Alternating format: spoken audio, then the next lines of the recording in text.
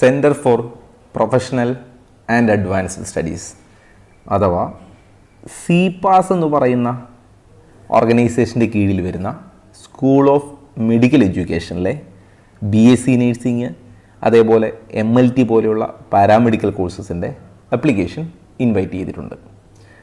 അപ്പോൾ അത് ആര് അപ്ലൈ ചെയ്യണമെന്ന് ചോദിച്ചാൽ ഒരുപാട് എല്ലാ കുട്ടികളും തന്നെ LBS വഴി ഗവൺമെൻറ് കോളേജുകളിലേക്കും പ്രൈവറ്റ് കോളേജുകളിലേക്കും അപ്ലൈ ചെയ്തിട്ടുണ്ടാവും. LBS ആണ് എല്ലാ ഗവൺമെൻറ് കോളേജിലെയും 100% സീറ്റും ഫില്ല് ചെയ്യുക. എന്നാൽ പ്രൈവറ്റ് കോളേജുകളുടെയും CPAS പോലുള്ള ഇൻസ്റ്റിറ്റ്യൂട്ടുകളുടെയും 50% സീറ്റും LBS ആണ്. ഇപ്പോൾ ഈ CPAS ഇൻസ്റ്റിറ്റ്യൂട്ടുകൾ അതായത് സ്കൂൾ ഓഫ് മെഡിക്കൽ എഡ്യൂക്കേഷൻ്റെ ഒക്കെ കീഴിൽ വരുന്ന സീറ്റുകളുടെ 50% LBS ഫില്ല് ചെയ്തു, ബാക്കി 50% CPAS ഫില്ല് ചെയ്യും. ഇതേപോലെ പ്രൈവറ്റ് കോളേജുകളിലെ 50% സീറ്റ് അവർ തന്നെ ഫില്ല് ചെയ്യും. 50% LBS ഫില്ല് ചെയ്യുന്നുള്ളൂ. റിമൈനിങ് 50% അതത് ഇൻസ്റ്റിറ്റ്യൂട്ടുകളാണ് ഫില്ല് ചെയ്യുക. അതിലെ CPASൻ്റേതാണ് ഇപ്പോൾ വന്നിരിക്കുന്നത്. അപ്പോൾ മാർക്ക് നിങ്ങൾക്ക് കുറച്ച് കുറവാണെങ്കിൽ LBS അപ്ലൈ ചെയ്ത കൂടെ തന്നെ CPAS കൂടി അപ്ലൈ ചെയ്യുക. അതേപോലെ മറ്റ് പ്രൈവറ്റ് ഇൻസ്റ്റിറ്റ്യൂട്ടുകളുടെ അപ്ലിക്കേഷൻ വരുമ്പോൾ അതുകൂടി അപ്ലൈ ചെയ്യുക. മാർക്ക് കുറവാണെങ്കിൽ മാക്സിമം എല്ലാ സ്ഥലത്തും അപ്ലൈ ചെയ്തിടുക. ഏതെങ്കിലും ഒരു ലിസ്റ്റിൽ നമുക്ക് കയറിപ്പോകാൻ പറ്റും. അപ്പോൾ അതുകൊണ്ട് ഇപ്പോൾ നിലവിൽ ഞാൻ പറയുന്നത് CPASനെ കുറിച്ചാണ്. അപ്പോൾ ഇവിടെ നിങ്ങൾ അപ്ലൈ ചെയ്യുമ്പോൾ ശ്രദ്ധിക്കുക, ഞാനതിൻ്റെ എൻഡിൽ പറയും ഓൺലൈൻ അപ്ലിക്കേഷനാണ് ചെയ്യേണ്ടത്. മാത്രമല്ല ഇതിൻ്റെ ഒരു കോപ്പി നിങ്ങൾ ഈ അഡ്രസ്സിലേക്ക് അയച്ചു കൊടുക്കണം. School of medical education, Gandhinagar, Kottayam എന്നുള്ള അഡ്രസ്സിലേക്ക് ഇതിൻ്റെ ഒരു കോപ്പി അയക്കുകയും വേണം.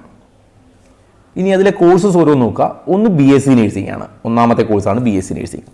4 വർഷത്തെ കോഴ്സാണ്. അതിൽ എലിജിബിലിറ്റി പറയുന്നത് 50% മാർക്കാണ്. ബയോളജിക്കും ഫിസിക്സിനും കെമിസ്ട്രിക്കും ഇംഗ്ലീഷിനും കൂടി ചേർത്ത് 50% മാർക്കുണ്ടെങ്കിൽ നിങ്ങൾക്ക് അപ്ലൈ ചെയ്യാം. ഈ പറഞ്ഞ BSc നേഴ്സിംഗ് ഈ പറഞ്ഞ 9 കോളേജുകളിലും ഫില്ല് ചെയ്യുക LBS വഴിയും CPAS വഴിയുമാണ്. അതിൽ CPAS ഫില്ല് ചെയ്യുക എവിടെയാണെന്ന് നോക്കുക. ഇപ്പോൾ ഉദാഹരണത്തിന് ഗാന്ധിനഗർ ഉള്ള സ്കൂൾ ഓഫ് മെഡിക്കൽ എഡ്യൂക്കേഷൻ്റെ ക്യാമ്പസിൽ 50 സീറ്റുണ്ട്. അതിൽ 25 സീറ്റ് LBS ഫില്ല് ചെയ്തു, ബാക്കി 25 CPAS ഫില്ല് ചെയ്യും. പുതുപ്പള്ളിയിലെ 50 സീറ്റിൽ 25 LBS ഫില്ല് ചെയ്യും, 25 CPAS ചെയ്യും. പാലായിലും അതുപോലെ 50 സീറ്റിൽ 25 LBS, 25 CPAS. അതേപോലെ പത്തനംതിട്ടയിൽ 25 CPAS, മണിമലക്കുന്ന് 20 സീറ്റ്, നെടുങ്കണ്ടത്ത് 20 സീറ്റ്. അങ്ങനെ ഇത്രയും സീറ്റാണ് CPAS ഫില്ല് ചെയ്യുക. ഇതിനു വേണ്ടിയാണ് നിങ്ങൾ CPAS അപ്ലൈ ചെയ്യുന്നത്. ഇനി ബാക്കി കോഴ്സുകളുമുണ്ട്. ഇതിപ്പോൾ BSc നേഴ്സിംഗ് മാത്രമാണ് ഞാൻ പറഞ്ഞത്. ഇനി അതിൻ്റെ ഫീസ് ഷെഡ്യൂൾ നോക്കുക. ഫീസിൽ വലിയ വ്യത്യാസമില്ല. നിങ്ങൾ LBS വഴി കയറിയാലും CPAS വഴി കയറിയാലും ഫീസ് സെയിം തന്നെയാണ്. ഒന്നാമത്തെ വർഷം നിങ്ങൾ അടയ്ക്കേണ്ടത് 1,13,325 രൂപ. അതിനുശേഷം ഫീസ് കുറച്ച് കുറവായിരിക്കും. അതേസമയം നിങ്ങൾ NRI കോട്ടയിലാണ് കയറുന്നതെങ്കിൽ 1,04,850 രൂപ അടയ്ക്കേണ്ടി വരും. ഓരോ വർഷത്തെയും ഫീസ് ഞാനിവിടെ കാണിച്ചിട്ടുണ്ട്. ഇനി SC ST OEC കാൻഡിഡേറ്റുകളാണെങ്കിൽ നിങ്ങളുടെ അഡ്മിഷൻ ഫീയും കോഷൻ ഡെപ്പോസിറ്റും ചേർത്ത് 11,000 രൂപ വൺ ടൈം ആദ്യം അടച്ചാൽ മതി, പിന്നീട് അടയ്ക്കേണ്ടതില്ല. ഇനി രണ്ടാമത്തെ കോഴ്സാണ് BSc MLT medical laboratory technology. 4 വർഷത്തെ കോഴ്സാണ്. ബയോളജിക്കും ഫിസിക്സിനും കെമിസ്ട്രിക്കും ഇംഗ്ലീഷിനും ചേർത്ത് 50% മാർക്ക് വേണം. ഈ പറഞ്ഞ കോളേജുകളിലെ അതായത് ഈ 4 കോളേജുകളിലെയും 50% സീറ്റ് LBSും ബാക്കി 50 CPASും ഫില്ല് ചെയ്യും. അതായത് CPAS ഫില്ല് ചെയ്യുക ഗാന്ധിനഗറിലെ 15 സീറ്റ്, പുതുപ്പള്ളിയിലെ 15 സീറ്റ്, മണിമലക്കുന്നിലെ 15 സീറ്റ്, അങ്കമാലിയിലെ 20 സീറ്റ്. ഇത്രയും സീറ്റാണ് CPAS ഫില്ല് ചെയ്യുക. ഇതിൻ്റെ ഫീ ഫസ്റ്റ് ഇയറിൽ 1,20,000 ആണ്. ബാക്കി ഫീ ഞാനിവിടെ കാണിച്ചിട്ടുണ്ട്. എന്നാൽ NRI സീറ്റാണ് കയറുന്നതെങ്കിൽ ഡോളറിലാണ് അടയ്ക്കേണ്ടത്. $2,565 ഫസ്റ്റ് ഇയറിൽ. ബാക്കി ഞാനിവിടെ മെൻഷൻ ചെയ്തിട്ടുണ്ട്. മുമ്പ് പറഞ്ഞതുപോലെ SC ST OEC കാൻഡിഡേറ്റ് ആണെങ്കിൽ വൺ ടൈം 12,000 രൂപ അടച്ചാൽ മതി. മൂന്നാമത്തെ കോഴ്സാണ് ഫിസിയോതെറാപ്പി അഥവാ BPT. 4 വർഷത്തെ കോഴ്സും 6 മാസത്തെ ഇൻറ്റേൺഷിപ്പുമാണ്. ഇതിൽ ബയോളജിക്ക് സെപ്പറേറ്റ്ലി 50% മാർക്ക് വേണം. മാത്രമല്ല ഫിസിക്സും കെമിസ്ട്രിയും ബയോളജിയും ചേർത്തും 50% വേണം. ഇത് മൂന്നൂടെ ചേർത്തും 50% വേണം. ബയോളജിക്ക് സെപ്പറേറ്റും 50% വേണം. ഇതിൽ CPAS ഫില്ല് ചെയ്യുക 40 സീറ്റാണ്. ഗാന്ധിനഗറിലെ 20 സീറ്റും അങ്കമാലിയിലെ 20 സീറ്റും. ഇതിൻ്റെ ഫീ നോക്കുക. ഫസ്റ്റ് ഇയറിൽ 1,07,450 രൂപയാണ്. ബാക്കി ഫീ ഞാൻ കാണിച്ചിട്ടുണ്ട്. 1,03,000, 1,08,000 അങ്ങനെ പോകും.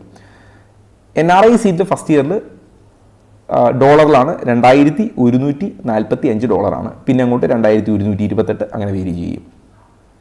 SC ST അല്ലെങ്കിൽ OEC കാൻഡിഡേറ്റുകൾക്ക് വൺ ടൈം ഫീ 12,000 രൂപയെ വരുന്നുള്ളൂ. ഇനി നാലാമത്തെ കോഴ്സാണ് BSc medical microbiology. Physics, chemistry, biology കൂടെ ചേർത്ത് 50% മാർക്ക്.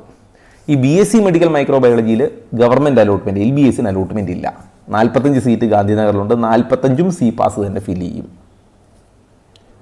അതിൻ്റെ ഫീസ് നോക്കുക, 76,200 രൂപയാണ് ഫസ്റ്റ് ഇയറിൻ്റെ ഫീ. ബാക്കി ഫീ ഇവിടെ ഞാൻ മെൻഷൻ ചെയ്തിട്ടുണ്ട്. NRI കാൻഡിഡേറ്റ് ആണെങ്കിൽ $1,654 ബാക്കി ഇവിടെ മെൻഷൻ ചെയ്തിട്ടുണ്ട്.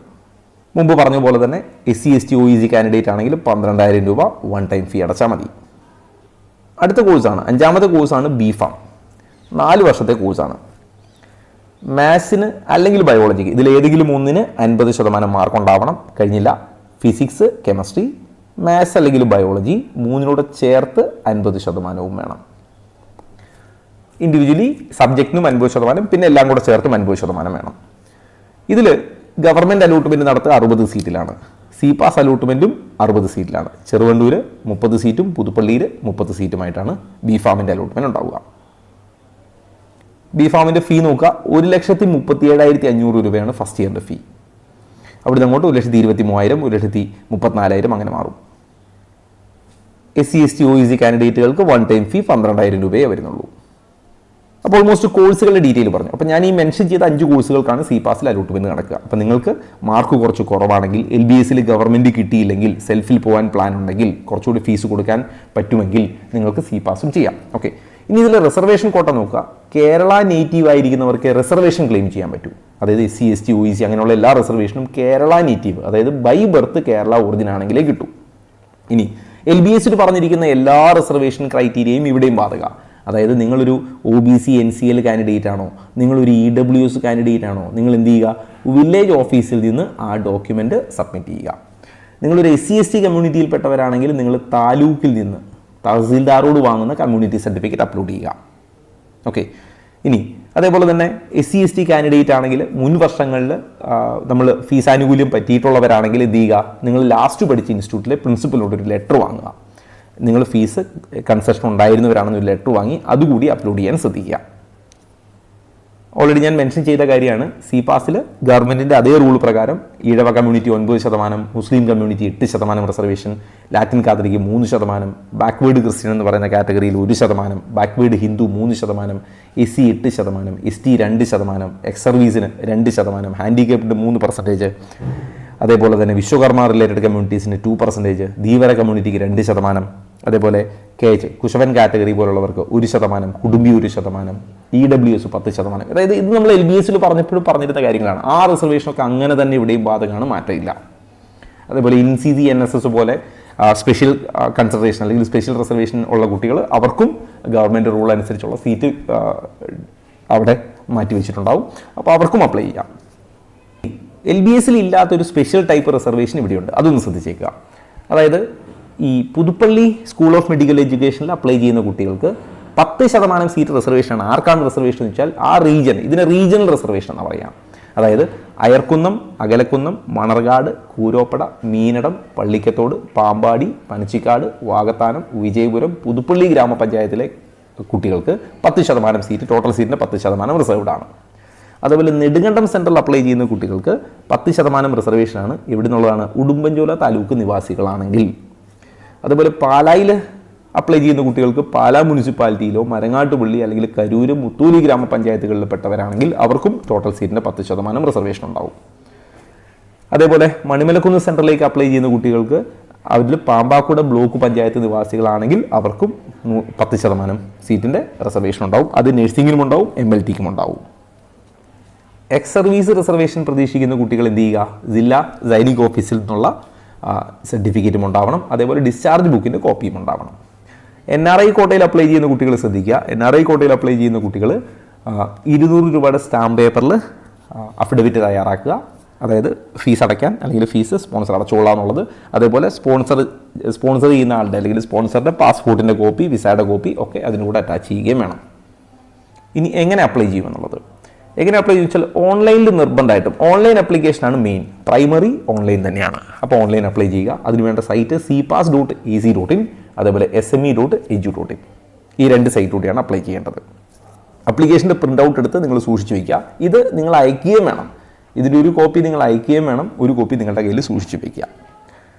ഇനി അടുത്തത് അപ്ലിക്കേഷൻ്റെ പ്രിൻ്റ് ഔട്ട് നിങ്ങൾ അയക്കുമ്പോൾ അപ്ലിക്കേഷൻ്റെ പ്രിൻ്റ് ഔട്ട് ഞാൻ മുമ്പ് പറഞ്ഞ അഡ്രസ്സിൽ സ്കൂൾ ഓഫ് മെഡിക്കൽ എഡ്യൂക്കേഷൻ ഗാന്ധിനഗറിലേക്ക് നിങ്ങൾ ഇത് അപ്ലൈ ചെയ്യണം, അല്ലെങ്കിൽ ബൈ പോസ്റ്റ് അയക്കണം. അപ്പോൾ എന്തൊക്കെ വേണം? നിങ്ങളുടെ ക്ലെയിമുകൾ സപ്പോർട്ട് ചെയ്യുന്ന ഡോക്യുമെൻ്റ് NCL അല്ലെങ്കിൽ അതുപോലുള്ളതിൻ്റെ കോപ്പി കൂടി വെക്കണം. ഈ കോപ്പിയൊക്കെ സെൽഫ് അറ്റസ്റ്റഡ് ആയാൽ മതി, കുട്ടി അറ്റസ്റ്റ് ചെയ്താൽ മതി. അതേപോലെ ഈ ഫോട്ടോഗ്രാഫ് നമ്മൾ അപ്ലിക്കേഷൻ്റെ സമയത്ത് കൊടുക്കുന്ന ഫോട്ടോഗ്രാഫിൻ്റെ ഒരു കോപ്പി നിങ്ങൾ എന്ത് ചെയ്യണം? അപ്ലിക്കേഷനിൽ ഒട്ടിക്കണം. ഈ അയക്കുന്ന അപ്ലിക്കേഷനിൽ നിങ്ങളൊരു ഫോട്ടോ പേസ്റ്റ് ചെയ്തിട്ടേ അയക്കാവൂ. ഏത് ഫോട്ടോ ആയിരിക്കണം? നിങ്ങൾ അപ്ലൈ ചെയ്യാൻ ഉപയോഗിക്കുന്ന സെയിം ഫോട്ടോ തന്നെ നിങ്ങളുടെ അപ്ലിക്കേഷൻ ഫോമിലും ഒട്ടിച്ച് വേണം അയക്കാൻ.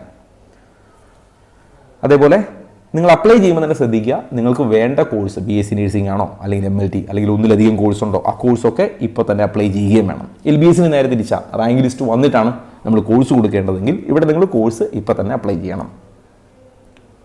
അതേപോലെ മറ്റൊന്നുകൂടി ശ്രദ്ധിക്കുക, നിങ്ങളുടെ ഡോക്യുമെൻറ്റുകളിൽ എന്തെങ്കിലും തെറ്റുണ്ടെങ്കിൽ നിങ്ങൾക്ക് പേഴ്സണലി മെമ്മോ അയക്കില്ല.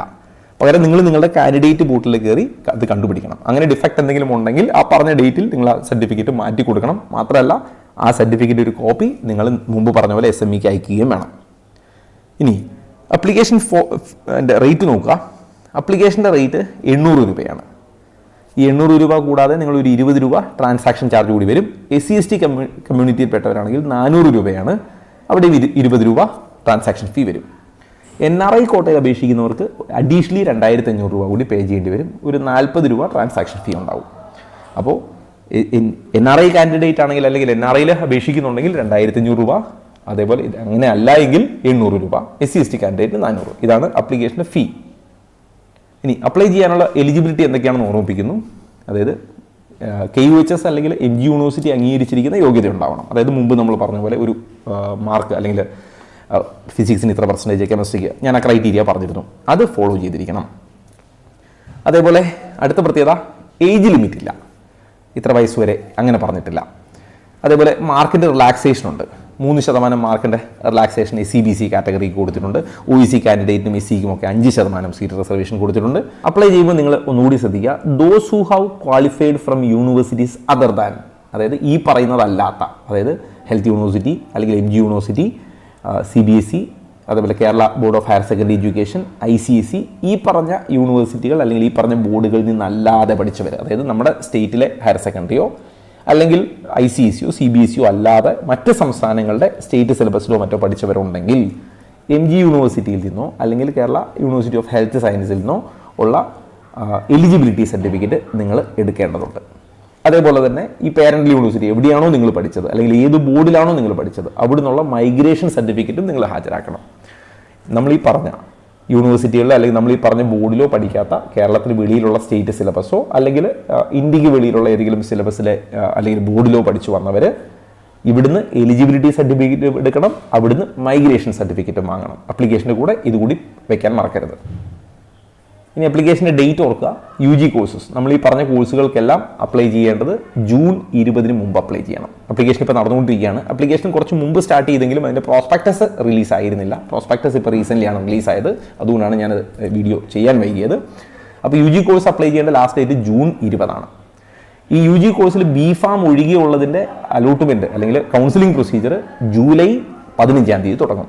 UG കോഴ്സിൽ എക്സെപ്റ്റ് BPharm ഒഴികെയുള്ള കോഴ്സുകളുടെ കൗൺസിലിംഗ് 15 ജൂലൈ 15 സ്റ്റാർട്ട് ചെയ്യും.